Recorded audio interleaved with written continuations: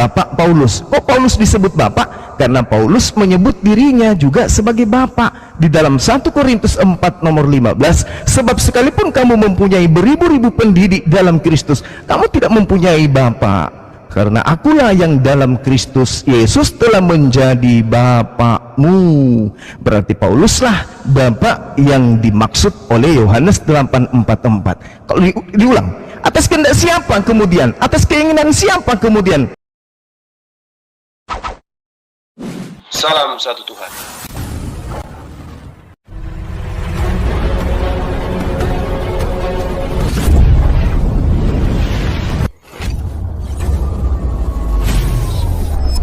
Ya, pengantar ini singkat para sahabat. Dukung semua ya sahabat-sahabat kita channel Bensa News Muslim.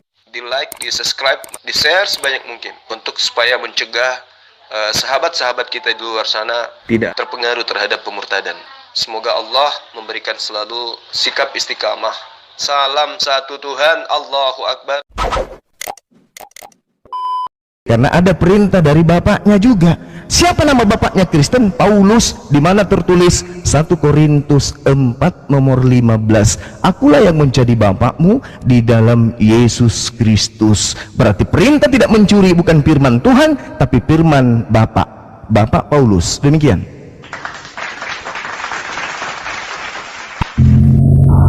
Oke, justru dari penuturan yang Anda berikan, saya melihat bahwa ada kesesuaian antara ajaran Paulus dan ajaran Yesus. Jadi di sini yang dimaksud dengan menggenapi hukum Taurat yaitu dalam ajaran Kristen, Yesus dianggap anak Allah yang datang ke dunia untuk menebus dosa manusia dan membawa keselamatan. Yesus mengajarkan bahwa dia datang bukan untuk menghapus hukum Taurat, tetapi untuk memenuhinya. Dalam perkataannya, Yesus mengatakan bahwa ia datang untuk melaksanakan hukum dan nabi-nabi, bukan untuk menghapuskannya. Dalam kematian dan kebangkitannya, Yesus memenuhi hukum Taurat dengan menjadi korban yang sempurna untuk dosa-dosa manusia. Melalui iman kepada Yesus, orang percaya dapat menerima pengampunan dosa dan hidup yang baru dalam hubungan dengan Allah. Karena selama ini di bawah hukum Taurat, betapa banyak manusia yang jatuh, dan itu hanya dapat diberikan kepada orang-orang Israel. Oleh karena itu, dalam pandangan Kristen, Yesus dianggap sebagai pemenuhan hukum Taurat dan jalan untuk mencapai keselamatan. Karena ada Yesus berkata, "Jalan, kebenaran, dan hidup." Dan saya rasa dimanapun Nabi dan siapapun tidak pernah berkata seperti itu. Karena memang di dalam Yesus Kristus adalah jalan, kebenaran, dan hidup kekal. Dan Yesus juga menyebutkan bahwa ketika dia pergi ke sorga, dia menyiapkan tempat untuk orang-orang yang percaya di sorga. Yang Anda sebutkan, di mana orang yang selain Yesus berkata seperti itu, oke, saya menerima itu. Tapi kalau tidak bisa, berarti Yesus memang adalah Tuhan, dan dialah yang mengampuni dosa segala dosa manusia di dunia, dan hanya melalui Yesus keselamatan itu ada. Saya rasa sekian. Oke, baik. Yang pertama yang Anda harus paham nih, ini kalimat saya nih, dengarkan baik-baik saudara ya.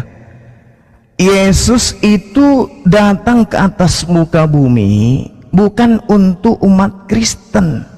Itu dulu, catat ini, nanti Anda tanggapi dan memberikan bukti ke saya. Jadi Yesus itu datang bukan untuk umat Kristen. Yesus datang ke atas muka bumi ini untuk Bani Israel. Bani Israel itu Yahudi, bukan Kristen. Kristen itu adalah orang Roma, Katolik yang pertama, bukan Kristen tapi Katolik. Nah, sekarang yang perlu saudara pahami adalah hukum Taurat itu bukan juga untuk Kristen. Paham itu dulu, kalimat-kalimat saya tolong dicatat. Jadi ketika ada pengakuan Yesus datang menggenapi Taurat, berarti Yesus menggenapi Taurat untuk Yahudi. Kalau Yesus mati untuk membatalkan hukum Taurat, berarti Yesus datang membatalkan Taurat untuk Yahudi. Undang-undang dasar negara Republik Indonesia adalah milik rakyat Indonesia. Kalau undang-undang dasar bukan untuk orang Malaysia, tapi untuk dibatalkan untuk orang Indonesia. Mau batal kayak Taurat itu, mau tidak batal kayak Taurat itu, tidak ada hubungannya dengan bangsa Romawi. Ini dicatat dulu Bang, dicatat dulu supaya saudara bisa pahami lebih jauh bahwa Taurat ini hukum-hukumnya, kalau Yesus tidak mati di atas tiang salib, andai saja dia tidak mati di atas Taurat, itu tidak berlaku untuk Romawi, tidak berlaku untuk Jerman, tidak berlaku untuk Belanda, tidak berlaku untuk Indonesia.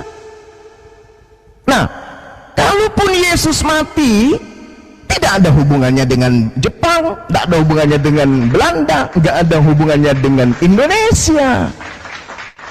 Jadi hukum Tuhan yang datang kepada Musa, datang kepada Yakub, datang kepada Ishak, hukum yang mengikat Bani Israel. Begitu ada pembatalan, begitu ada penggenapan, maka itu dibatalkan, maka itu digenapi untuk Israel. Romawi ngapain mereka? Ya nggak ada hubungannya, nggak ada hubungannya. Lalu bagaimana caranya bisa ada kesinambungan di antara Bani Israel, pembangkang-pembangkang Taurat, kemudian dialah yang mencuri ajaran Bani Israel ini lalu dijual ke Romawi, lahirlah Kristen. Dicatat dulu, nanti ditanggapin. Nah, kalau kemudian Anda bertanya, adakah seorang nabi yang berkata, akulah jalan, akulah keselamatan, tidak ada yang sampai kepada Tuhan tanpa melalui aku? Ini pengakuan Yesus menurut siapa? Menurut Yohanes. Siapa yang melihat Yesus berkata kepada Yohanes seperti itu? Tak ada. Berarti masih diragukan keakuratannya. Tapi kalau Rasulullah berbicara, yahdi bihillah manittaba ridwanahu subulas salam, dengan kitab Al-Quran, Allah pencipta langit dan bumi memberi petunjuk kepada yang mengikuti keridaannya ke jalan keselamatan. Dan dengan Al-Quran itu pula kemudian manusia mendapatkan petunjuk menuju kepada Allah. Al-Quran surah Al-Ma'idah ayat 16. Jadi Allah pencipta langit dan bumi langsung yang berkata, sedangkan di kitab Anda yang berkata Yohanes. Mana lebih kuat? Nah, kemudian Allah mengatakan, "Qul in kuntum tuhibbunallah." Wahai Nabi Muhammad, katakan kepada manusia, kalau mereka mencintai pencipta langit dan bumi, dosa-dosanya ingin diampuni, fattabi'uni, ajar mereka untuk ikut kepadamu, akan sampai kepada aku disebabkan karena seluruh dosa-dosanya aku ampuni. Lebih hebat, itu ucapan siapa? Allah, disampaikan kepada baginda Rasulullah Muhammad sallallahu alaihi wasallam. Yang tadi, akulah jalan, akulah kebenaran, akulah hidup, tidak ada yang sampai kepada Bapa tanpa melalui aku. Itu ucapan siapa? Ucapan Yesus. Menurut siapa? Menurut Yohanes. Kapan Yesus mengucapkan itu kepada Yohanes? Ada yang tahu? Tak ada yang tahu. Berarti masih diragukan. Sebab itu bukan wahyu. Kenapa bukan wahyu? Karena yang menerima wahyu bukan Yohanes, yang menerima wahyu adalah Yesus. Maka supaya itu dianggap wahyu, Yesuslah yang harus menyampaikannya, bukan Yohanes. Kemudian kembali kepada tema yang tadi, ketika saudara mengatakan bahwasanya firman Tuhan itu dibatalkan, kemudian itu pembatalannya, kalau Anda mengimani sebagai pembatalan, maka pembatalan itu hanya untuk Bani Israel saja, bukan untuk Kristen. Kalau dikatakan jangan kau membunuh, Keluaran 20, jangan kau mencuri, misalnya kita ambil satu supaya tidak melebar, jangan kau mencuri, jangan kau menyinyini hak orang lain, jangan kau mengambil hak orang lain. Apa kata Paulus? Itu sudah batal dengan matinya Yesus di atas tiang salib. Nah, supaya ada aturan lagi yang dijual kemudian kepada Romawi dan Yunani dengan menggandeng kitabnya Yahudi yang bentuk Septuaginta itu, maka Paulus mengatakan apa yang pernah seorang pencuri, janganlah lagi dia mencuri, tetapi baiklah ia bekerja. Ini nasihat. Ini nasihat kepada orang Romawi. Orang yang mencuri, janganlah lagi mencuri, tapi baiklah ia bekerja. Nah, kalau hari ini Kristen tidak mencuri, bukan karena firman Tuhan kepada Bani Israel. Pertama, karena Kristen bukan Bani Israel. Kedua, perintah itu hanya untuk Bani Israel. Ketiga, perintah itu dibatalkan oleh Paulus. Keempat, perintah Paulus yang kemudian muncul, jangan lagi dia mencuri. Nah, lalu kemudian dikatakan di dalam pengakuan Paulus 2 Korintus 11, katakan, aku mengatakannya bukan sebagai orang yang berkata menurut firman Tuhan, melainkan sebagai orang yang bodoh, orang yang jahil, yang berkeyakinan bahwa ia boleh bermegah. Artinya, Kristen hari ini ketika dia tidak mencuri, itu mengikuti firman orang yang bodoh, bukan firman Tuhan. Demikian.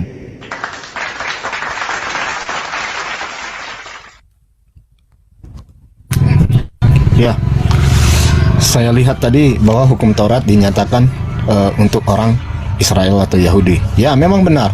Hukum Taurat memang itu diperuntukkan bagi orang Yahudi.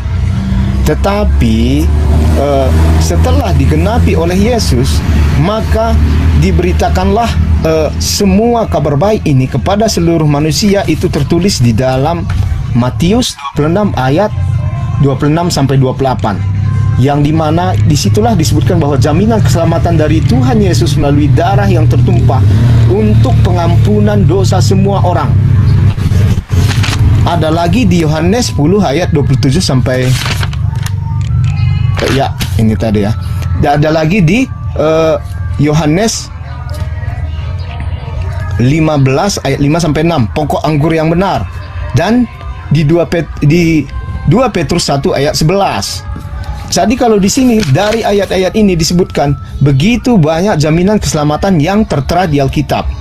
Dan soal bahwa Yohanes tidak ada saksi, itu memang dia sehidup sejaman dengan Yesus dan dia menghabiskan banyak waktu bersama Yesus. Jadi kalau soal saksi, saya rasa tidak perlu diragukan lagi bahwa Yohanes ini hidup sejaman dan bersama Yesus. Jadi saksi seperti apa lagi yang Anda minta? Dan yang terakhir, bahwa kalau soal saksi, seperti yang saya tahu di Al-Quran, siapakah saksi yang melihat sang Nabi menerima wahyu? Saya rasa demikian, nggak perlu. Oke, baik saudara ya. Yang pertama terkait dengan pengakuan yang tadi, bahwasanya Taurat itu memang hanya untuk Bani Israel.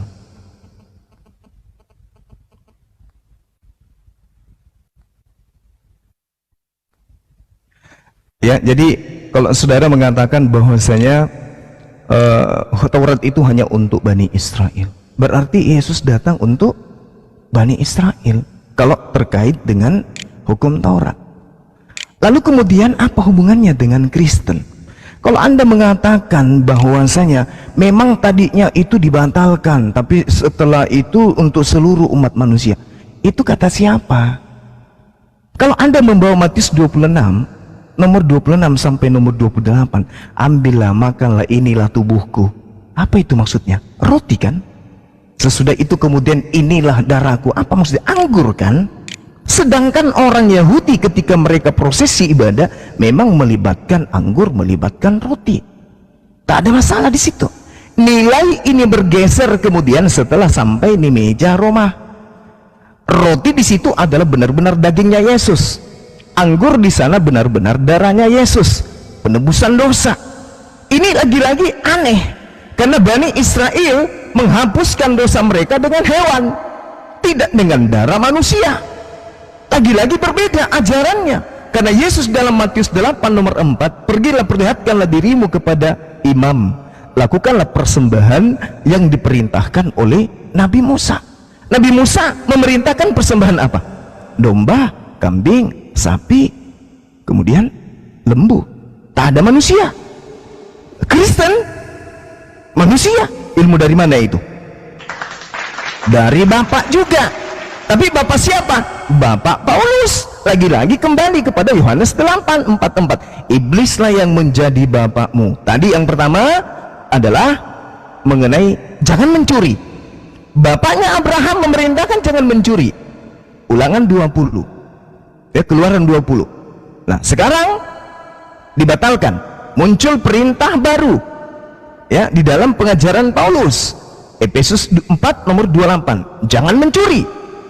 Diimani oleh orang Kristen. Berarti mereka tidak mencuri bukan karena bapaknya Abraham, tapi Bapak Paulus. Yang kedua, Bapak Abraham memerintahkan mempersembahkan darah hewan. Imamat 1 nomor 2. Katakan kepada Bani Israel, ketika mereka hendak mempersembahkan persembahan kurban kepada Tuhan, hendaklah mereka mempersembahkan dari hewan ternak, yaitu malah disebutkan kambing, domba, lembu, sapi. Itu bapaknya Abraham. Tapi bapaknya Kristen bernama Bapak Paulus, persembahan dosanya kemudian adalah manusia bernama Yesus. Sudah 2 poin. Yang pertama, jangan mencuri, dan penghapusan dosa dengan manusia itu diajarkan oleh bapaknya Kristen, namanya Bapak Paulus. 1 Korintus 4 nomor 15, akulah yang menjadi bapakmu wahai orang-orang Kristen, akulah bapakmu. Walau ada bapak, hanya aku bapak di dalam Yesus Kristus, akulah yang menjadi bapakmu. Kristen tidak mencuri, Kristen mempersembahkan manusia di atas tiang salib sebagai penebus dosa, itu kehendak Bapak Paulus. Sedangkan dua-dua hal ini ditentang habis oleh pencipta langit dan bumi, yaitu bapaknya Abraham. Apa kata bapaknya Abraham di dalam Ulangan 4? Jangan kau menambahi, jangan kau mengurangi firmanku yang datang kepadamu. Tapi Paulus mengatakan, jangankan kurang, habis semuanya dengan matinya Tuhannya Kristen di atas tiang salib. Coba Anda renungkan itu. Jadi jangan mencuri batal, jangan korban hewan lagi batal, karena sudah ada korban manusia. Jadi ini sudah 2 poin, Bung. Saya katakan kepada saudara bahwasanya ketika Anda mengatakan bahwa Yohanes itu adalah murid Yesus, jadi tidak perlu ada saksi, Bung. Yohanes 21 nomor 24 nomor 25, dengarkan. Dialah murid yang memberi kesaksian tentang semua ini dan yang telah menuliskannya, dan kita tahu bahwa kesaksiannya itu benar. Masih banyak hal lain yang diperbuat oleh Yesus, tetapi jika semuanya ini harus dituliskan satu persatu, maka agaknya dunia ini tidak dapat memuat semua kitab yang harus ditulis itu. Dialah murid. Andai saja penulis Yohanes ini adalah Yohanes murid Yesus, maka dia akan mengatakan, akulah murid yang memberikan kesaksian tentang semua ini, yang telah menuliskannya, dan kita tahu bahwa kesaksianku ini benar. Tapi apa yang dikatakan? Dialah murid, bukan dikatakan akulah murid. Kemudian kita lihat di dalam Yohanes 1 nomor 29, bukti bahwa yang menulis kitab Yohanes itu bukanlah murid Yesus. Pada keesokan harinya, Yohanes melihat Yesus datang kepadanya, dan Yesus berkata kepadanya. Coba, ini siapa yang berkata seperti ini? Pengarang buku Yohanes menulis di dalam Yohanes 1 nomor 29, pada keesokan harinya Yohanes melihat Yesus datang kepadanya. Andai saja penulis daripada kitab Yohanes ini adalah murid Yesus, maka dia akan mengatakan, pada keesokan harinya aku melihat Yesus. Tapi dia mengatakan Yohanes melihat Yesus datang kepadanya. Kemudian terkait dengan baginda Rasulullah Muhammad sallallahu alaihi wasallam, ketika kemudian Allah subhanahu wa ta'ala menjelaskan, memberikan wahyu kepada baginda Rasulullah Muhammad sallallahu alaihi wasallam, muncul pertanyaan, siapa yang menjadi saksi? Saya tidak malu mengatakan kepada saudara bahwa yang menjadi saksi pewahyuan ketika Rasulullah Muhammad sallallahu alaihi wasallam menerima wahyu dari Allah, yaitu batu. Batu-batu yang ada di Gua Hira itulah yang menjadi saksi. Kok bisa kayak gitu? Ya, baca Yosua 24 nomor 27. Kata Yosua, Nabi Yosua berkata kepada seluruh bangsa itu, sesungguhnya batu inilah yang akan menjadi saksi terhadap kita, sebab telah didengarnya segala firman yang diucapkannya kepada kita. Sebab itu batu inilah yang akan menjadi saksi terhadap kamu, supaya kamu jangan menyangkal Tuhanmu. Antara Yakub dengan Tuhan, yang menjadi saksi firman Tuhan datang kepada Yakub adalah batu. Tapi kalau Rasulullah, ada batu Gua Hira dan ada malaikat Jibril 3. Dan yang menjadi saksi kemudian adalah seluruh manusia yang ada pada masa itu. Kenapa? Al-Quran diwahyukan selama 22 tahun lebih. Itu bukan masa yang sebentar, itu masa yang panjang, dan semua pewahyuan itu disaksikan dan dilihat oleh bangsa Arab yang hidup sesama dengan Rasulullah. Artinya kalau wahyu Al-Quran itu tidak benar, maka akan mengalami seperti kitab Lukas, Markus, Matius, dan surat-surat Paulus di Yerusalem. Tidak ada kitab itu dijadikan sebagai kitab suci di dalam bait sucinya Bani Israel.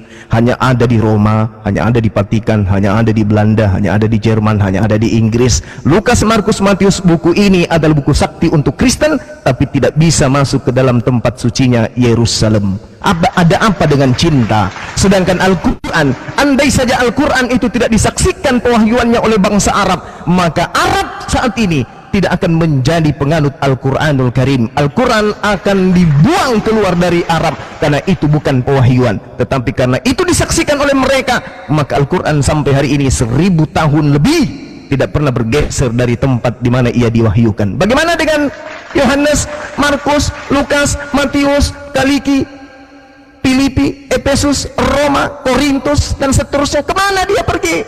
Kenapa dia tinggalkan tempatnya? Karena itu hanyalah karangan-karangan orang yang tidak dikenal, termasuk Yohanes yang tadi, yang saya katakan Yohanes 21, nomor 24, nomor 25. Itulah murid yang telah memberikan kesaksian. Dialah murid, tidak mengatakan akulah murid. Demikian, silakan.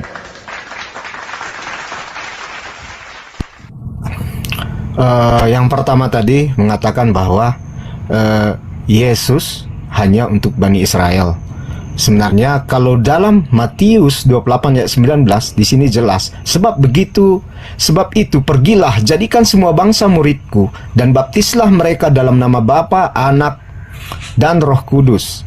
Ayat ini merupakan bagian dari apa yang disebut sebagai amanat agung yang diberikan oleh Yesus Kristus kepada pengikutnya setelah kebangkitannya. Artinya setelah kebangkitan Yesuslah maka mulailah kabar baik ini menyebar kepada bangsa-bangsa lainnya. Yesus memberikan tugas mereka untuk pergi ke seluruh dunia dan membuat murid dari semua bangsa. Mereka diminta untuk orang-orang yang percaya dalam nama Bapa, Anak, dan Roh Kudus.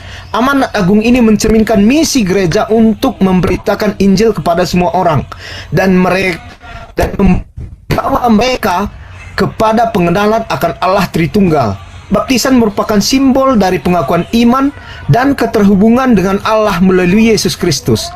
Ayat ini jelas menunjukkan pentingnya misi misioner bagi gereja dan panggilan untuk menyebarkan Injil kepada semua orang.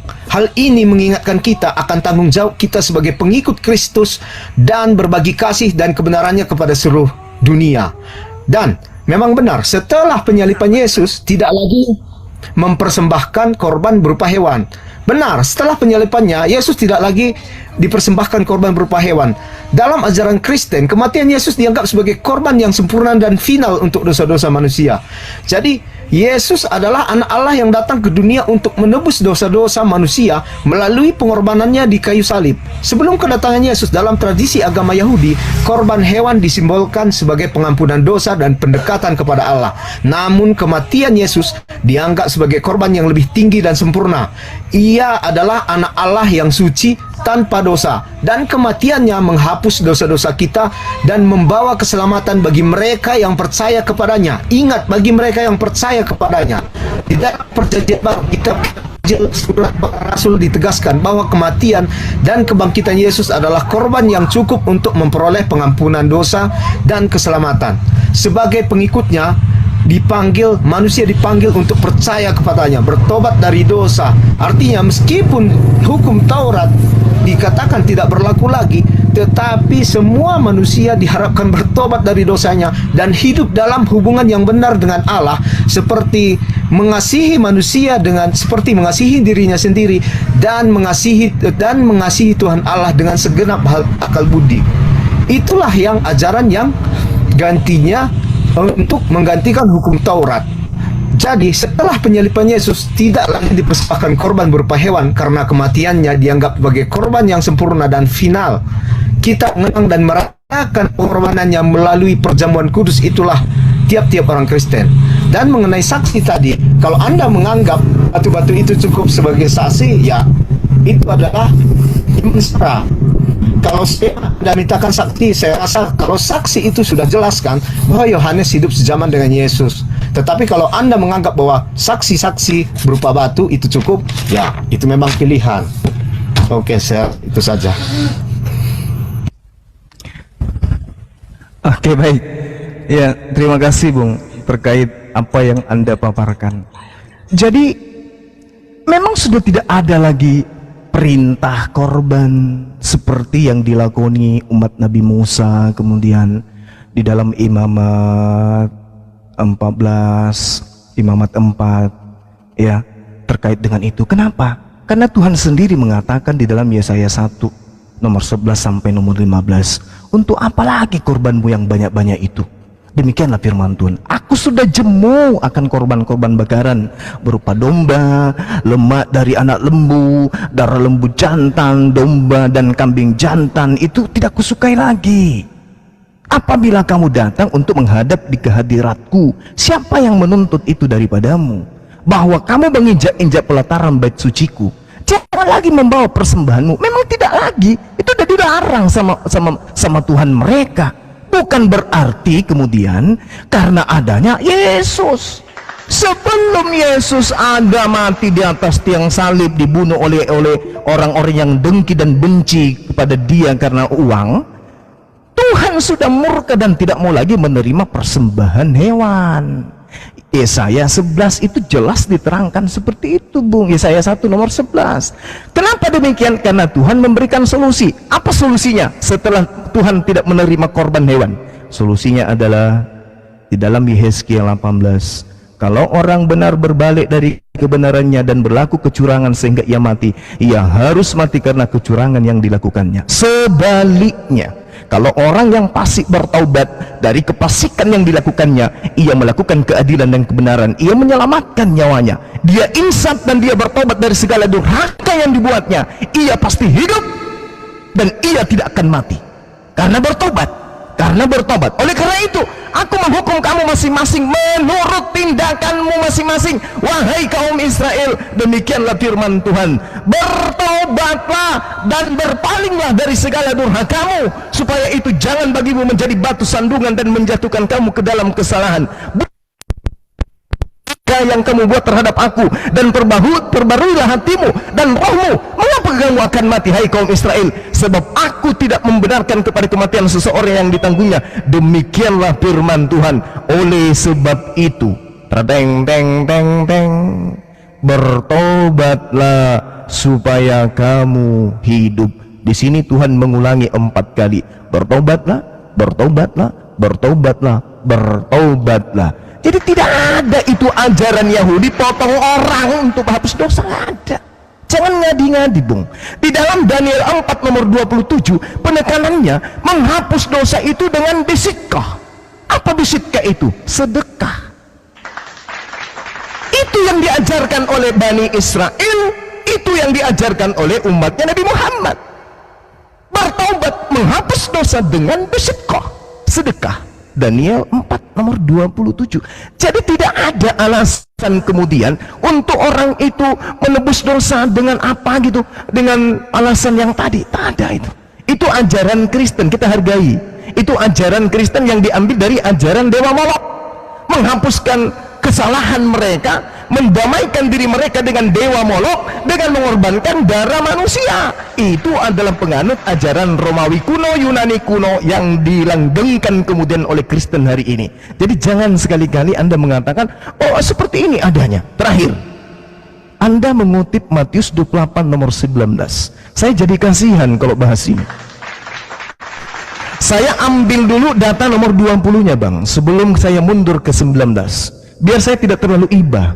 Di dalam Matius 28 nomor 20 dikatakan dengan sangat jelas, dan ajarlah mereka melakukan segala sesuatu yang telah aku Yesus perintahkan kepadamu, dan ketahuilah aku menyertai kamu senantiasa sampai kepada akhir zaman. Kuulang ya, kuulang. Dan ajarlah mereka melakukan segala sesuatu yang telah kuperintahkan kepadamu. Ajarlah mereka untuk melakukan segala sesuatu yang kuperintahkan kepadamu. Di Romawi, orang diajarkan menyembah Yesus. Mana perintahku agar kau mengajarkan orang menyembah diriku? Di Romawi, di Roma dipatikan orang makan babi. Mana perintahku agar kau mengajarkan mereka makan babi? Di Romawi diajarkan tidak bersunat. Mana perintahku agar kau mengajarkan mereka jangan bersunat? Di Romawi, di Kristen diajarkan ibadah hari Minggu. Mana perintahku agar mereka ibadah hari Minggu?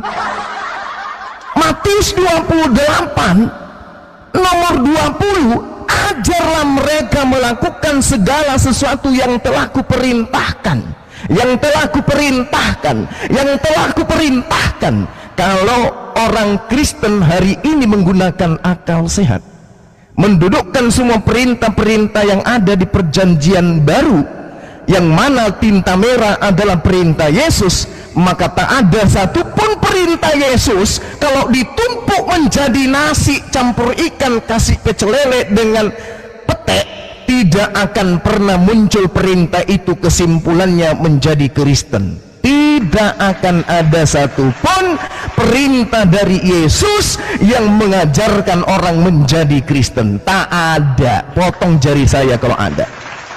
Jadi ketika Anda membawa Matius 28 nomor 19, karena itu pergilah, jadikanlah semua bangsa jadi muridku, baptislah mereka dalam nama Bapa dan Anak dan Roh Kudus. Ya silakan aja Anda pergi. Yesus, jangan Anda jadikan menjadi hamba Yesus. Jadikan murid dan tahirkan mereka dalam nama Bapa. Bapa itu satu-satunya Tuhan. Dalam nama Anak, Anak itu utusan Tuhan. Dalam nama Roh Kudus, Roh Kudus itu adalah Gabriel. Tak ada masalah. Mereka yang kamu baptis ini melakukan segala sesuatu yang kuperintahkan kepadamu. Maka apakah orang-orang yang diajarkan ini menjadi Kristen? Tak akan mungkin. Oh, tak mungkin, tak mungkin jadi Kristen kalau perintah Yesus yang dijadikan dalam pandangan agama, maka orang tidak akan mungkin menjadi Kristen. Tapi karena perintah Paulus yang dijadikan sebagai sandaran beragama, maka menjadi Kristen lah kawan kita ini. Menjadi penyembah Yesus lah kawan kita ini. Karena yang mereka lakoni adalah perintah Bapak. Paulus 3. Tadi yang pertama apa? Jangan mencuri, batal. Hewan korban, batal. Apalagi yang ketiga? Apa yang ketiga? Apa yang ketiga? Sembahlah Allah. Perintah-perintah Yesus tak ada dilakoni oleh orang Kristen. Yang menjadi Kristen hari ini adalah pelakon perintah-perintah Paulus. 3 poin Anda mudah-mudahan bisa tercerahkan. Demikian.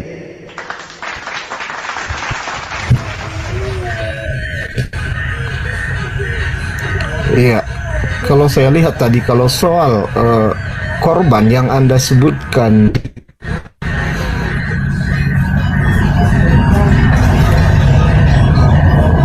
kalau soal korban yang Anda sebutkan bahwa di situ tidak Yesaya 1 ayat 11 dalam terjemahan baru, untuk apa korbanmu yang banyak-banyak? Firman Tuhan, aku sudah jemu akan korban bakaran berupa domba jantan, akan lemak, anak lembu, gemukan, darah. Ayat ini bukan merupakan Allah sudah bosan dengan korban bakaran. Kalau ayat ini merupakan teguran dari Tuhan melalui saya kepada umat Israel. Umat Israel saat itu terus melakukan persembahan dan korban kepada Allah, tapi hati mereka tidak benar-benar setia kepadanya. Jadi kalau Anda ini hubungkan bahwa mengapa saat ini tidak lagi ada korban bakaran,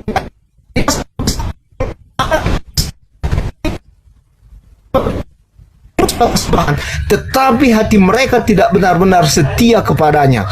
Tuhan menyampaikan bahwa Ia tidak lagi berkenan dengan korban-korban bakaran yang dilakukan umatnya. Ia menunjukkan bahwa yang Ia inginkan bukan hanya sekedar korban hewan semata, tetapi hati yang tulus dan hidup taat kepadanya. Ayat ini mengajarkan bahwa ibadah persembahan yang dilakukan oleh umat haruslah didasari hati yang setia dan ketaatan. Bukan yang Anda bilang bahwa gara-gara ayat inilah makanya korban tidak dibuat lagi setelah perjanjian baru. Tetapi disitulah karena begitu banyak dosa semuanya, maka hanya satu jalan memperoleh keselamatan, yaitu melalui kematian Yesus di kayu salib. Dan kematian Yesus di kayu salib itu sudah sejak dari perjanjian lama itu dinubuatkan oleh Tuhan, seperti Yesaya 53, Mazmur 22, Yesaya 50 ayat 6, Zakaria 12 ayat 10. Ini semua nubuat tentang kematian Yesus. Jadi kematian Yesus itu di kayu salib adalah karya Tuhan yang harus terjadi dan harus digenapi. Dan soal orang Kristen adalah dari Paulus itu sebenarnya sepenuhnya salah. Karena di Alkitab sendiri banyak sekali ayat-ayat yang menunjukkan bahwa dengan mempercayai Yesus bahwa kita akan memperoleh keselamatan dan memperoleh hidup kekal. Saya rasa itu aja. Terima kasih. Oke, saudara saya, ini bagian keempat yang Anda harus pahami. Setelah 3 bagian yang tadi itu, Anda tidak bisa bantah sedikit pun kecuali hanya penolakan terhadap Yesaya 1. Tapi sanggahan saudara itu nanti sanggahan saudara itu dilipat dan digulung langsung oleh Bible itu sendiri. Kita lihat di dalam Yesaya 66 nomor 3. Tolong buka Bible-nya. Di situ dikatakan begini: orang menyembelih lembu jantan akan tetapi membunuh juga manusia. Orang menyembelih lembu jantan tetapi membunuh manusia juga. Orang mengorbankan domba namun mematahkan batang leher anjing juga. Orang mempersembahkan korban sajian namun mempersembahkan darah babi. Orang mempersembahkan kemenyan namun memuja berhala juga. Karena itu sama seperti mereka lebih menyukai jalan mereka sendiri, dan jiwanya menghendaki dewa kejijikan mereka. Jadi kalau ada orang kemudian mempersembahkan domba tapi mempersembahkan juga manusia, itu kucluk. Sedangkan Tuhan mengatakan mempersembahkan manusia itu adalah kekejian, dan itu adalah kejijikan bagi dia. Di mana polanya kemudian di dalam kitabnya orang Yahudi mempersembahkan anak orang adalah sebuah keselamatan? Datanya mana? Tak akan pernah ada data itu. Sedangkan di dalam Amsal 6, ini netizen di bawah udah kenyang ini. Sedangkan di Amsal 6 nomor 16, 6 perkara yang dibenci oleh Tuhan, bahkan 7 kekejian di dalam hatinya. Di antaranya adalah membunuh manusia yang tidak bersalah. Yesus tidak bersalah, berarti membunuh Yesus, tapi membunuh Yesus adalah kekejian bagi Tuhan, hal yang dibenci oleh Tuhan. Makanya antara penyaliban yang terjadi terhadap oknum yang di tengah-tengah Bani Israel dengan agama Kristen itu adalah 2 hal yang berbeda dan tidak ada hubungannya sama sekali. Cuman disambung-sambungkan oleh gereja. Jangan kau membunuh orang yang tak bersalah, anak bau. Jangan kau membunuh orang yang benar, anak buah. Gak boleh. Jangan kau membunuh orang yang tidak bersalah. Yesus bersalah kagak? Tidak. Yesus berdosa tidak? Tidak. Boleh tidak dibunuh? Menurut firman Tuhan, tidak boleh. Kalau dibunuh apa akibatnya? Dosa. Berarti pembunuhan kepada Yesus dosa atau penebusan dosa? Dosa dong. Sesuatu yang melanggar perintah Tuhan pasti itu adalah karya setan. Nah sekarang Tuhan yang mengatakan 6 perkara yang aku benci, bahkan 7 kekejian di dalam hatiku. Apa itu? Jangan kau membunuh orang yang tidak bersalah. Dengan kata lain, jangan kau membunuh Yesus. Jangan kau membunuh orang yang tidak bersalah. Dengan kata lain, jangan kau membunuh anak Maria. Jadi kalau ada yang melanggar perintah Tuhan itu, apa akibatnya? Dosa, bukan penebusan dosa. Tapi lagi-lagi poin keempat ini, Anda menjadikan pembunuhan terhadap Yesus ini sebagai penebus dosa, sedangkan Bani Israel, pembunuhan terhadap Yesus itu adalah dosa besar. Makanya Yesus mengatakan di dalam Yohanes 6 nomor 70, bukankah aku Yesus yang memilih kamu yang 12 muridku, tapi satu di antaramu adalah setan, iblis. Iblis inilah yang punya karya berkhianat, merasuki, melaporkan, makan suap, matilah anaknya orang. Dosa. Iblis yang menyebabkan anaknya orang mati. Muncul Kristen beberapa puluh tahun, 100 tahun kurang lebih, kemudian sampai 200 tahun, hampir 300, menjadikan tragedi penyaliban terhadap pengganti Nabi Isa ini sebagai judul baru, yaitu dengan matinya Yesus di atas tiang salib, dosa kita dan dosa dunia dihapuskan Tuhan. Halilintar, haleluya. Begitu. Padahal itu tidak ada. Itu adalah doktrin yang muncul belakangan di Roma dan dilanggengkan, diajarkan oleh penjajah sampai ke Nusantara. Demikian.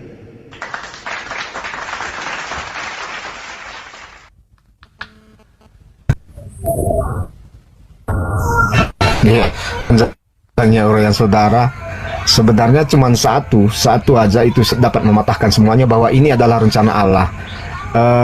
Amsal 6 ayat 16, memang ini adalah 6 perkara yang dibenci oleh Tuhan. Memang ayat ini mengajarkan tentang dia di hatinya. Betul sekali, betul. Tetapi di dalam Yohanes 3 ayat 16, di sini jelas bahwa ini adalah karena begitu besar kasih Allah akan dunia ini, sehingga ia mengaruniakan anaknya yang tunggal, supaya setiap orang yang percaya, setiap orang, bukan hanya orang Israel, setiap orang yang percaya kepadanya tidak binasa, melainkan beroleh hidup yang kekal. Ayat ini mengungkapkan Allah luar biasa dunia ini. Ia mengutus Kristus untuk menjadi korban penghapus dosa dan memberikan kesempatan kepada setiap orang yang percaya. Kalau Anda tidak percaya silahkan, tetapi ini adalah kesempatan bagi setiap orang yang percaya. Ayat ini menunjukkan betapa besarnya kasih Allah akan dunia. Jadi hanya melalui kematian Yesus ada perdamaian antara manusia dengan Allah, karena kematiannya adalah korban yang sempurna menebus dosa-dosa manusia. Ada beberapa alasan mengapa kematian Yesus diperlukan membawa perdamaian manusia dengan Allah. Gaji dosa adalah maut. Alkitab ini mengajarkan bahwa akibat dosa adalah maut. Roma 6 ayat 23. Setiap manusia telah berdosa dan terpisah Allah karena dosa mereka. Allah adalah yang sempurna dan suci.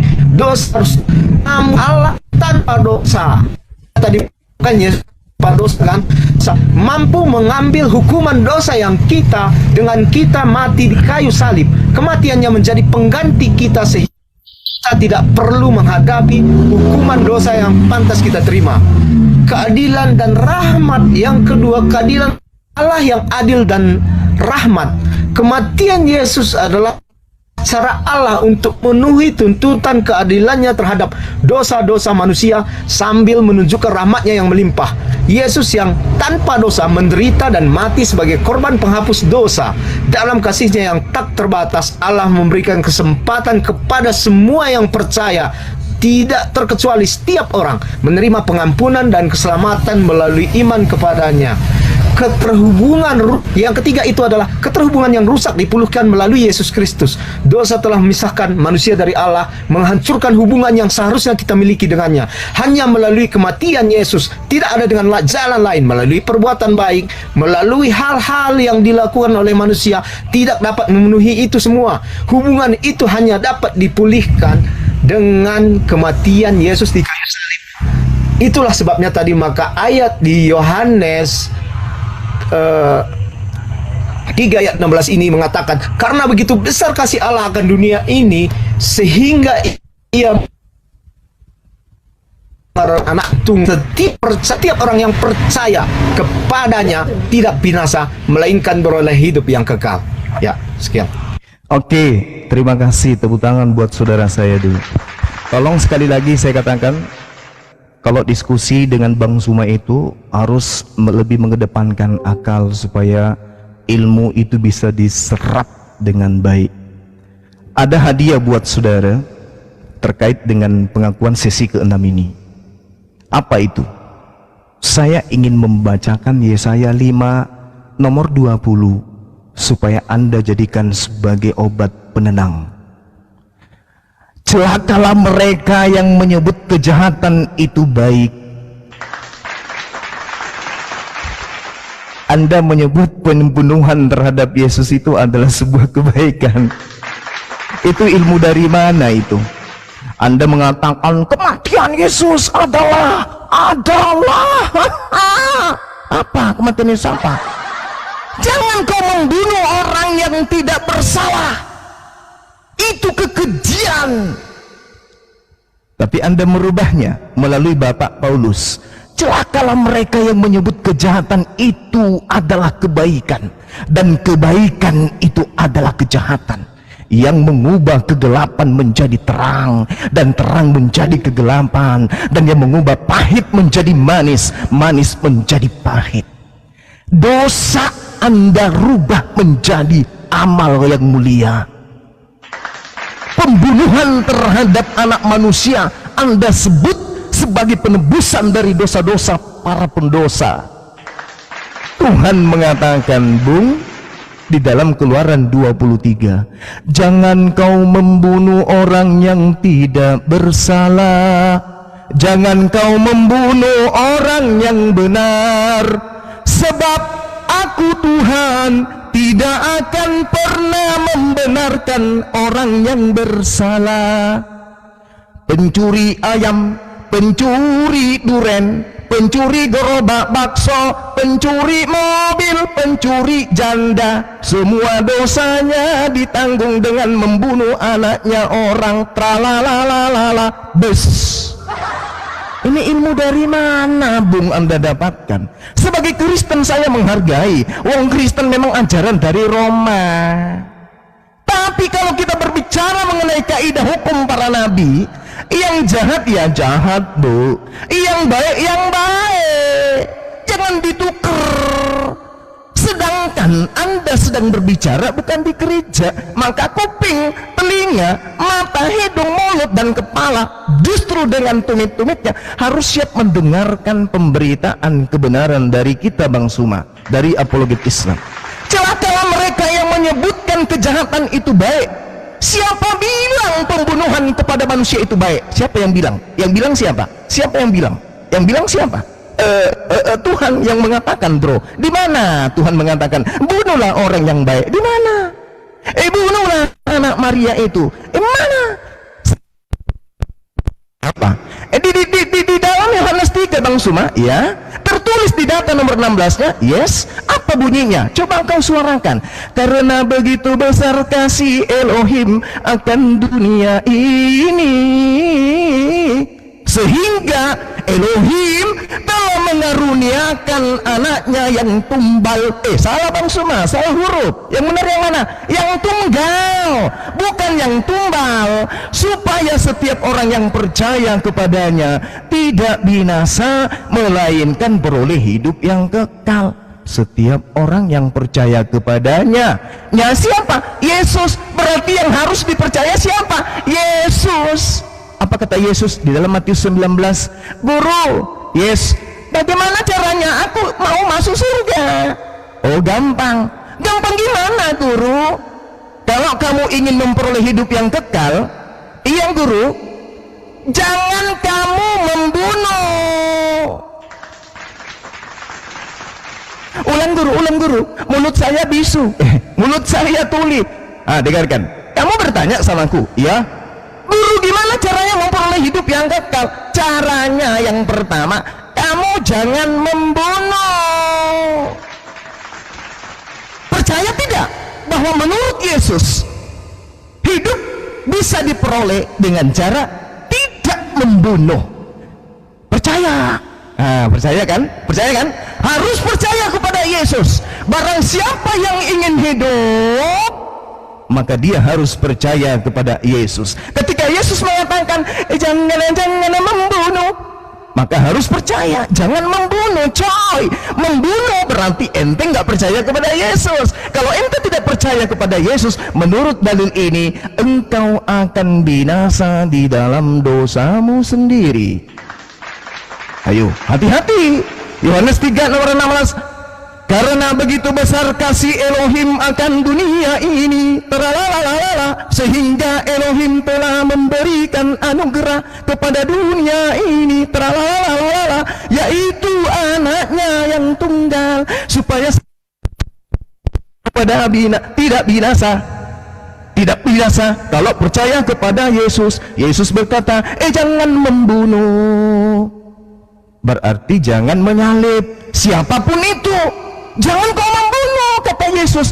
Berarti kalau ada yang membunuh atau yang mengimani pembunuhan kepada Yesus, berarti mereka tidak percaya kepada Yesus.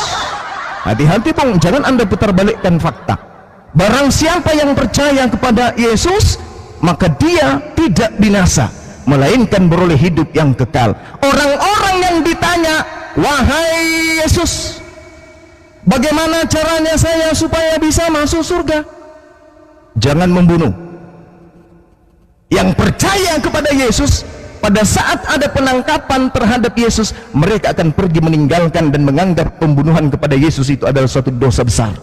Tapi mereka yang menganggap pembunuhan itu sebagai juru selamat, ajang keselamatan, penebusan dosa, maka mereka adalah dedengkot iblis dan dajjal. Itu yang perlu anda pahami, ya. Jadi percaya kepada Yesus, tidak boleh melakukan pembunuhan. Jadi Tuhannya mengatakan jangan kau membunuh. Yesusnya mengatakan jangan kau membunuh. Paulus mengatakan dengan terbunuhnya Yesus di atas tiang salib, maka kita Kristen terbebas dari dosa-dosa. Wih, kenapa bisa kayak begini? Untuk itulah kemudian saudara, sesi ke-7 ini saya katakan bahwasanya saya memberikan sebuah hadiah kepada saudara. Yesaya 5 nomor 20. Celaka. Dalam bahasa Ibrani kata celaka ini sangat pedis, karena dia maknanya wohowo, itu artinya adalah satu penekanan yang sangat-sangat mengerikan. Celaka. Celaka dibawa celaka. Celakalah dibawa celaka. Kontennya Bang Juma kena report ya bang? Iya, Masya Allah. Assalamualaikum warahmatullahi wabarakatuh. Waalaikumsalam warahmatullahi wabarakatuh. Mana tadi pasien saya? Mana? Waalaikumsalam warahmatullahi wabarakatuh. Kabur dia bang.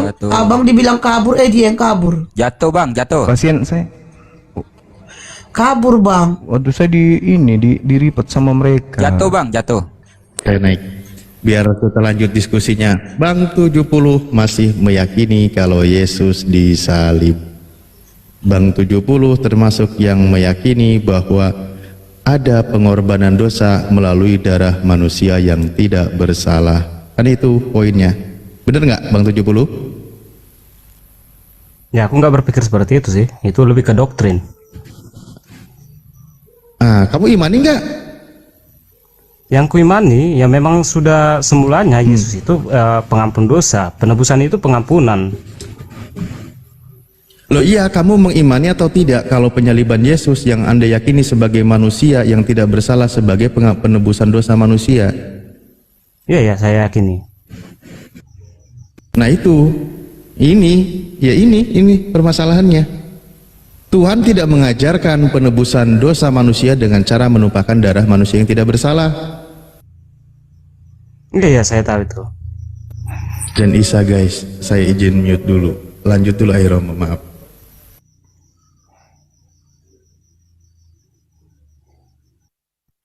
Romo,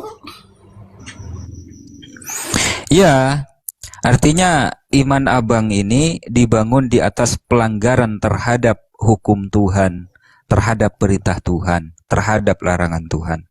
Itu bang. Kalimatnya kurang tepat ya, kurang tepat kalimatnya. Jadi iman yang saya yakini itu dibangun atas dilanggarnya, bukan pelanggaran. Iya, dilanggarnya hukum Tuhan. Iya, karena kan aku Wah, tidak luar korban. biasa. Luar biasa memang bang ya. Abang yang salah, abang yang dosa, abang yang banyak salah, banyak dosa, abang yang dimaafin. Sementara Yesus yang tak bersalah, yang tak berdosa, justru digebukin, ditusuk lambungnya, bahkan ditelanjangi di kayu salib tanpa celana dalam, tanpa sempak gitu kan. Kasihan sekali. Aduh, tidak adil sekali Tuhan yang seperti itu bang. Itu, aduh, konsep keadilan Tuhan dirongrong di situ bang. Oke, tapi pengampunan itu bukan semata-mata hanya karena kepercayaan loh. Mau percaya atau tidak, yang jelas itu sudah merongrong sifat keadilan Tuhan itu sendiri bang. Nah, keadilan Tuhan yang Anda maksud itu gimana? Ya, kalau mau adil, seharusnya yang bersalah dihukum, yang tidak bersalah tidak dihukum. Nah, Kemana dia? merah-merah signalnya. Iya. Ini Bang 70 apa Bang Kali aja lah biar cepat ngomongnya. Gini ya. Cobalah kamu maknai, kamu pahami gitu loh. Kita sering diskusi bahwa Tuhan itu sudah mengajarkan pengampunan dosa. Sudah diajarkan oleh para nabi yang terdahulu bahkan. Dan sudah diberitahukan bahwa tidak ada membolehkan pembunuhan terhadap manusia yang tidak bersalah. Ya, benar-benar. Kan ini sudah dikunci sebenarnya kayak gini. Oke? Tuhan benar. tidak pernah menghendaki pembunuhan terhadap manusia yang tidak bersalah. Justru Tuhan itu sangat membencinya gitu. Nah, hal yang dibenci oleh Tuhan, kenapa justru oleh Kristen diimani sebagai anugerah? Karena itu menjadi sebuah pengampunan dosa. Padahal Tuhan sendiri sudah mengajarkan bagaimana caranya diampuni dosa.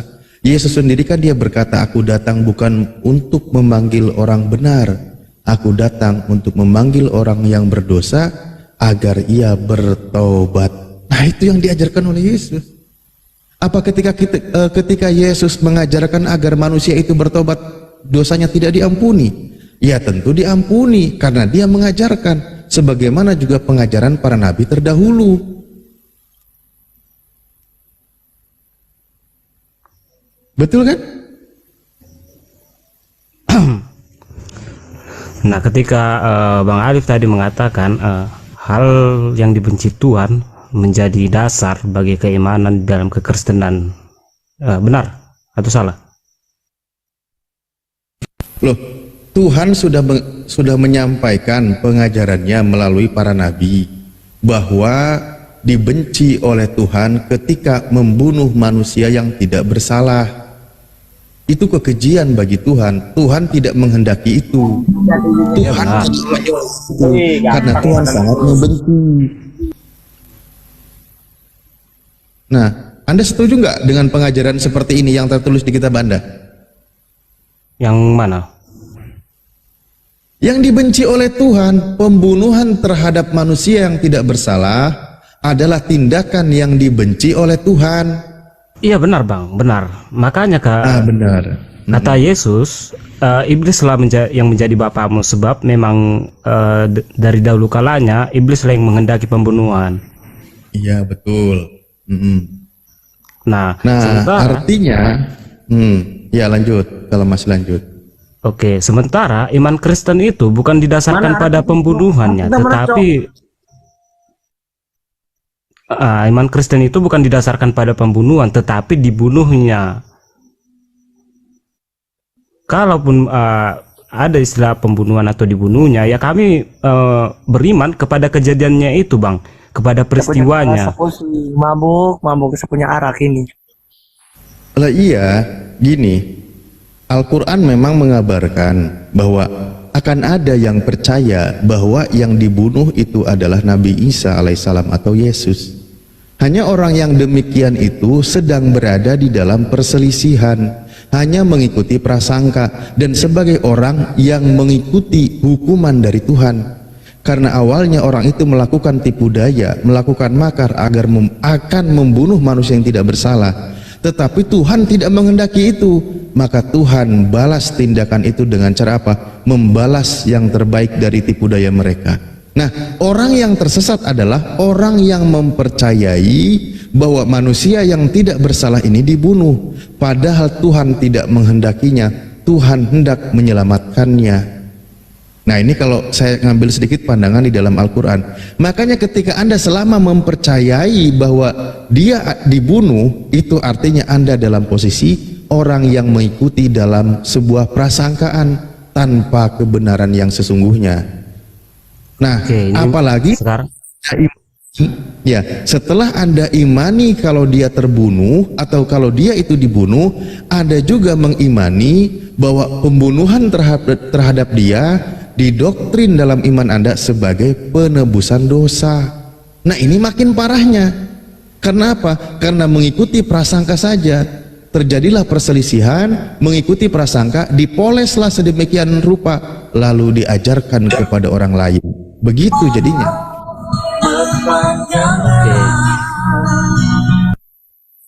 Aduh, nah, tadi di sini ya Bang mengatakan prasangka ya. Nah, begini, cerita penyaliban Yesus itu kan ada terdapatnya di dalam keempat Injil kanonik. Nah, keempat Injil kanonik itu udah di kanon tahun 300-an. Artinya pada masa Muhammad itu udah ada, Bang. Sementara di Al-Quran ada ku baca Injil dan Taurat yang ada pada mereka. Nah, itu gimana? Yang ada pada mereka itu berarti yang ada pada mereka pada saat zamannya Muhammad. Artinya kan memang Nabi Muhammad sendiri kan udah mengkonfirmasi kalau Injil yang ada pada mereka itu benar gitu. Ya, tidak ada mengakui membenarkan peristiwa bahwa Yesus atau yang di dalam Islam disebut Nabi Isa itu disalib, itu tidak ada. Makanya orang yang percaya terhadap Yesus disalib adalah orang yang mengikuti prasangka dan dia berada di dalam kesalahan. Itu dulu. Peristiwa penyalibannya ada. Al-Quran mengkonfirmasi yang disalib itu ada yang disalib, namun bukan Nabi Isa. Nabi Isa diselamatkan atau Yesus diselamatkan. Yang disalib adalah orang yang diserupakan dengan Nabi Isa, diganti. Loh, artinya apa di situ? Yang menjalani hukuman penyaliban itu kan hukuman, sebuah hukuman yang dilakukan oleh bangsa Romawi yang awalnya diserahkan dari bangsa Yahudi, kan itu proses hukuman. Nah, hukuman ini tidak layak atau tidak berlaku bagi orang benar menurut pandangan Tuhan. Makanya Tuhan menyelamatkannya. Nah, di dalam pandangan Islam itu kan sudah selesai. Sekarang di dalam Bible Anda, ya, di dalam Bible Anda sendiri, itu kan banyak sekali narasinya. Bagaimana ketika orang yang tidak bersalah itu tidak boleh dihukum, yang boleh dihukum adalah orang yang bersalah, orang fasik menjadi tebusan bagi orang yang benar, kan gitu. Yesus tidak bersalah, maka dia tidak layak untuk menjalani hukuman. Yang layak menjalani hukuman adalah orang fasik. Tertulis di kitab Anda. Itu harus digenapi oleh Yesus. Memang benar, orang fasik itu Ya, tidak memang dapat, benar. tidak boleh dibunuh. Orang fasik, orang tak bersalah itu tidak boleh dibunuh. Yang boleh dibunuh orang fasik.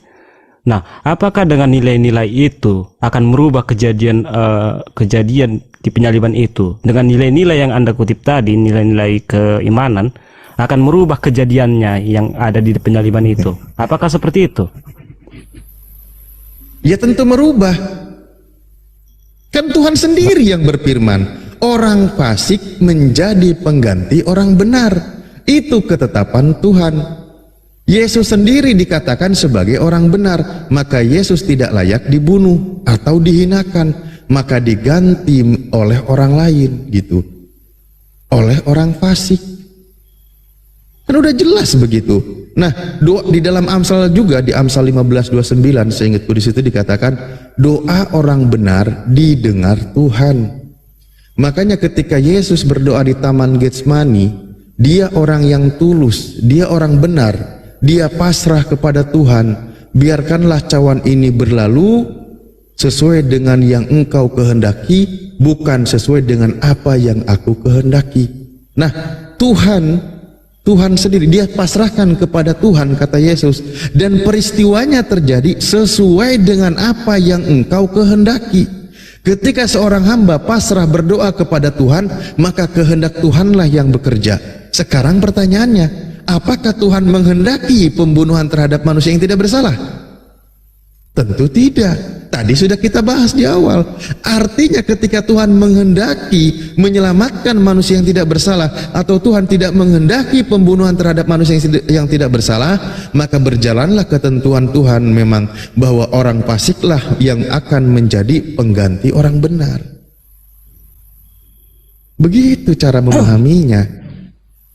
Oke, ini tadi Anda mengutip doa Yesus ya. Sebenarnya ada ya beberapa nggak sesuai dengan yang Anda katakan.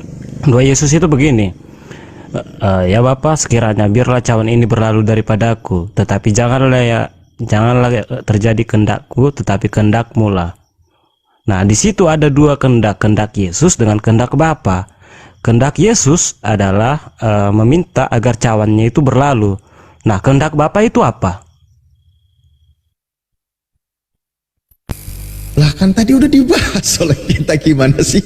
Orang kalimat saya juga benar, sesuai dengan yang tertulis, oke lah, tidak seperti, tapi pesan yang saya sampaikan itu sama. Kan biarkanlah cawan ini berlalu sesuai dengan kehendak Bapa, bukan kehendak Yesus. Percobaan, hukuman, penyaliban itu biarkanlah terjadi sesuai dengan kehendak-Mu, bukan kehendakku, kan gitu. Maka terjadi menurut Yesus adalah sesuai dengan kehendak Bapa. Nah, sekarang pertanyaan saya, gimana? Maksudku gini, Bang. Cawan itu kehendak siapa? Biarkanlah berlalu sesuai dengan kehendak Bapa, bukan kehendak Yesus. Betul nggak? Tetapi janganlah kehendakku yang terjadi, melainkan kehendak-Mu lah. Nah, di situ kehendak Yesus supaya jangan berlalu. Astagfirullahaladzim. Nah, berarti cawan itu kehendak Bapa dong. Biarkanlah cawan ini berlalu sesuai dengan. Iya, fokusnya kan ke cawan itu. Cawan itu kehendak siapa? Di satu sisi ya, cawan Yesus, itu apa? Kehendak Yesus itu bukannya cawan itu penderitaannya. Lah iya, penderitaan, penyaliban, penyiksaan terhadap Yesus terjadi itu biarlah sesuai dengan kehendak-Mu, kehendak Bapa. Sekarang pertanyaan saya, Bapa atau Tuhan menghendaki atau tidak pembunuhan, penyiksaan terhadap manusia yang tidak bersalah? Ya enggak menghendaki sama sekali. Nah, tidak menghendaki kan? Ya artinya hukuman terhadap Yesus itu, pembunuhan terhadap Yesus tidak dikehendaki oleh Tuhan. Justru yang tertulis di dalam kitab Anda adalah menjadi kekejian bagi Tuhan ketika pembunuhan terhadap manusia yang tidak bersalah, kan gitu? Ya benar-benar. Nah, benar. Bahkan di dalam Matius 7 dijelaskan, mintalah maka akan diberi, ketuklah maka akan dibukakan pintu bagimu, kan gitu. Masakan kata Yesus ngasih perumpamaan, bapakmu yang penjahat saja, masa dia akan memberikan ular ketika Anda meminta ikan? Itu penjahat saja tidak mungkin ngasih keburukan kepada anaknya, sementara anaknya gini, Bang. menghendaki kebaikan. Maksud saya dari mana? Apalagi Tuhan. Gini Bang, maksud saya dari mana Yesus tahu cawan tersebut? Innalillahi wa inna ilaihi raji'un. Enggak, begini konsep berpikirnya begini Bang. Yesus mengatakan di dalam doanya, biarlah cawan ini berlalu daripadaku. Nah, di situ ada kata cawan. Dari mana Yesus tahu cawan itu? Udah pasti kan ada yang ngasih tahu. Nah, siapa yang memang dia itu Yesus itu kan berusaha ditangkap, difitnah berkali-kali, dituduh hasil anak zina, dituduh akan memberontak, dituduh mengaku sebagai Tuhan, anak Allah, dan seterusnya dan seterusnya. Ujian bagi Yesus sampai dia mengungsi bersama muridnya pergi ke Taman Getsemani. Di sana dia pasrah, berdoa semalaman kepada Tuhan. Ini ujian, hukuman, digambarkan cawan itu sebagai hukuman penyaliban. Makanya biarkanlah ini berlalu, biarkanlah ini terjadi sesuai dengan kehendak Tuhan, bukan kehendak saya, kata Yesus. Maka Yesus di situ pasrah kepada Tuhan. Kalau kita telah ke doanya Yesus itu kan, kehendak Yesus itu supaya jangan terjadi cawan tersebut. Nah, kehendak Tuhan supaya terjadi. Artinya kan ada di situ sesuatu yang berlawanan gitu. Antara kehendak Yesus dengan kehendak Bapa itu berlawanan. Nah, makanya di penutup doa dikatakan Yesus, tetapi janganlah kehendakmu terjadi, kehendakku terjadi, melainkan kehendakmu lah yang terjadi. Artinya kehendak cawan itu udah kehendak Bapa. Apa yang terjadi, baca yang benar. Aduh ya Allah, ini orang kok nggak paham ya. Artinya Yesus di situ pasrah dia. Dia tidak sesuai konsepnya, tapi memberikan semua kehendak itu atas nama Bapa. Baca yang benar. Melainkan seperti yang engkau kehendaki, bukan kehendakmu yang terjadi.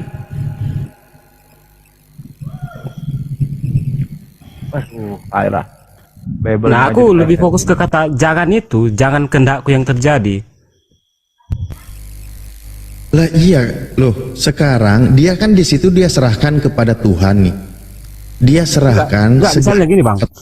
Seandainya gini Bang. Dia pasrah kepada Tuhan.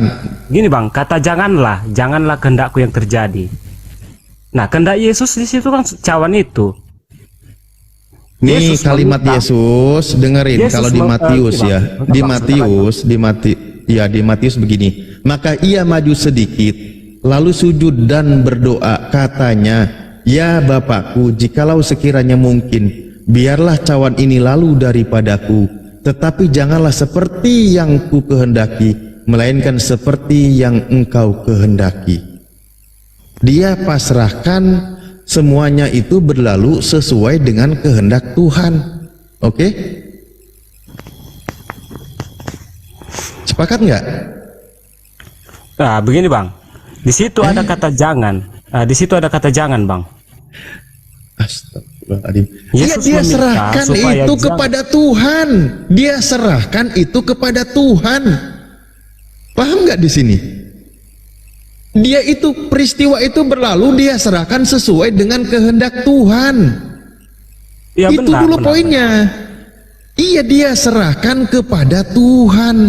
Sekarang pertanyaan saya, Tuhan menghendaki atau tidak pembunuhan terhadap manusia yang tidak bersalah? Nah, apakah Tuhan menghendaki pembunuhan terhadap manusia yang bersalah? Ya enggak jawabannya. Manusia yang tidak bersalah. Iya. Nah, oke, ya sudah. Artinya Tuhan tidak menghendaki terjadinya pembunuhan, penyiksaan, penelanjangan, penumbakan, pemakuan, apalagi itu terhadap Yesus. Karena Yesus, seandainya dia benar yang dibunuh itu Yesus, yang ditumbak itu Yesus, yang ditelanjangi itu Yesus, yang dipaku itu Yesus, yang dikasih mahkota berduri itu Yesus, betapa hinanya Yesus di hadapan Tuhan, bahkan di hadapan manusia. Tuhan tidak menghendaki itu. Bahkan di dalam Ibrani nomor 5 nomor 7, karena kesalehannya, kepasrahannya kepada Tuhan, Tuhan itu menyelamatkan Yesus dari maut. Karena kesalehannya, doa orang baik, orang soleh itu didengar Tuhan. Gini Bang, aku kembali menelaah doa Yesus itu ya. Kehendak Yesus, biarlah cawan ini berlalu daripada aku. Tetapi di akhir doa Yesus, Yesus membatalkan doanya itu, janganlah. Lo bukannya benar ya? Malah membatalkan doanya. Loh, malah iya, dia justru kan, dia sampai 2 kali berdoa kepada Tuhan, sampai marah-marah dia. Nih, saya mau khusus berdoa, saya maju menjauh dari muridnya, suruh 2 muridnya, 3 muridnya suruh berjaga-jaga, jangan tidur, saya mau doa. Ketika dia berdoa, fokus berdoa, balik kepada muridnya, lo ini suruh ronda malah tidur. Bangun, bangun, saya lagi doa, kamu jangan tidur. Bisakah kamu berjaga-jaga 1 jam saja, kata Yesus, saya lagi fokus berdoa. Dia suruh ronda, khawatirnya tentara Romawi datang, dia lagi serius fokus berdoa itu. Gimana sih kok malah jadi dia menggagalkan doanya? Ya gimana Anda ini? Bukan menggagalkan doanya Bang, membatalkan. Terkait ada kata, aduh merah-merah lagi nih. Nggak ada. Karena adanya kata janganlah seperti yang aku kendaki. Itu nggak ada Yesus membatalkan di situ. Coba begini, perhatikan per kata, per unit kata, frase kata. Di dalam Matius 26:39 itu dikatakan, maka ia maju sedikit, lalu sujud dan berdoa.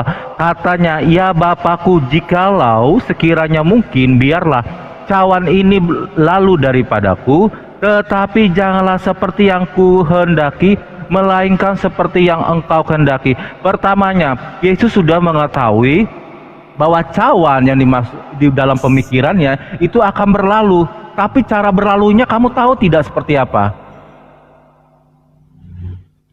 Kamu tahu tidak cara berlalunya cawan itu menurut Yesus?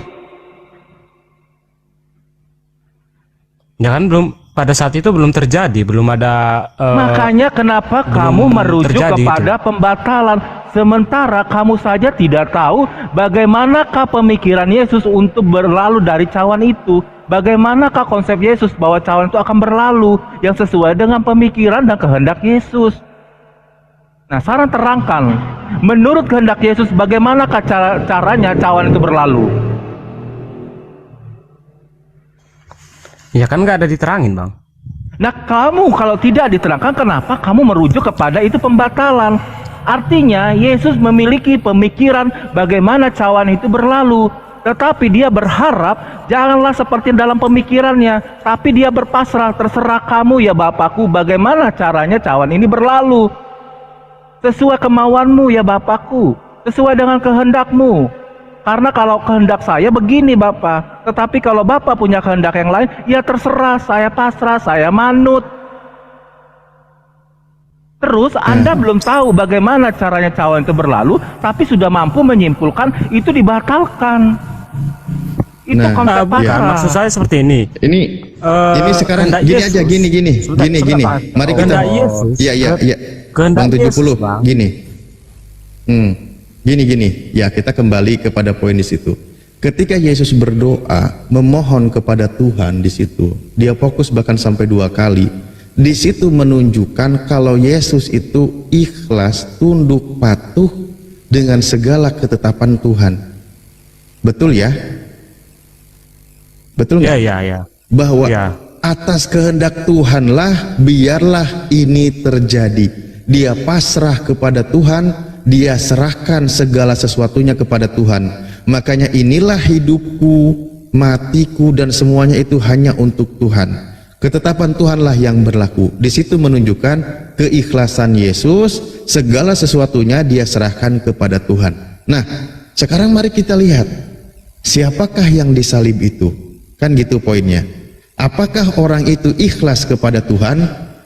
Nah, tadi kan kita buka di Matius 26. Mari kita lihat di Matius 27. Kira-kira jam 3 berserulah Yesus dengan suara nyaring, Eli, Eli, lama sabachthani. Artinya, Tuhanku, Tuhanku, mengapa engkau meninggalkan aku? Kenapa di sini malah dia mengeluh? Ini menunjukkan pribadi lain yang disalib. Menunjukkan orang ini malah mengeluh. Bahwa kenapa Tuhanku, kenapa engkau meninggalkan aku? Padahal sebelumnya dia sudah pasrah dengan segala ketetapan Tuhan. Tetapi orang yang disalib beda lagi.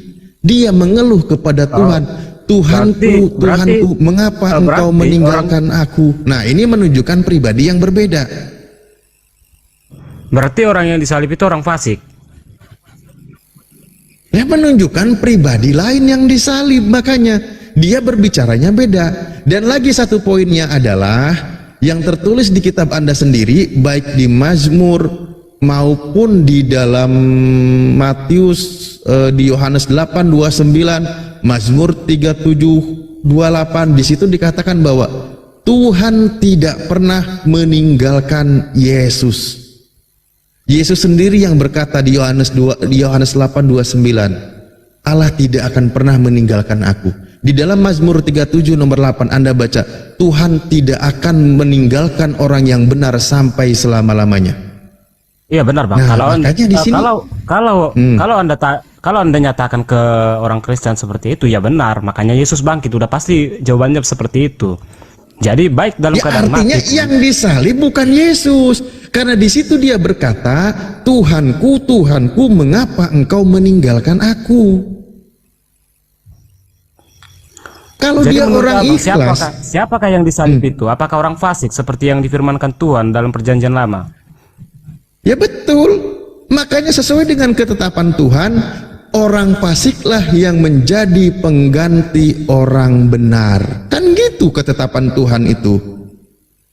Al-Quran mengabarkan wa makaru wa makarullah wallahu khairul makirin. Begitu. Kalau itu orang fasik Bang, kenapa orang yang disalibkan itu berani berkata dengan orang yang di sebelahnya, pada hari ini juga engkau akan bersama-sama aku. Pada hari ini juga. Waalaikumsalam warahmatullahi wabarakatuh. Terbukti enggak pada hari itu juga bersama-sama di Firdaus? Orang disalib Yesus aja, Yesus sendiri aja itu masih 3 hari di kuburan. Habis itu 40 hari 40 malam kitab Anda mencatat dia masih berseliweran di muka bumi. Kata Yesus, pada hari ini juga kamu di Firdaus bersama aku. Lah, Yesus sendiri pun nggak naik, dia lama sampai 40 hari. Itu dipertanyakan.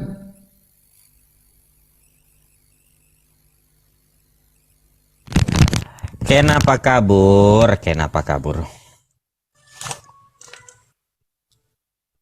Oh alah, kabur.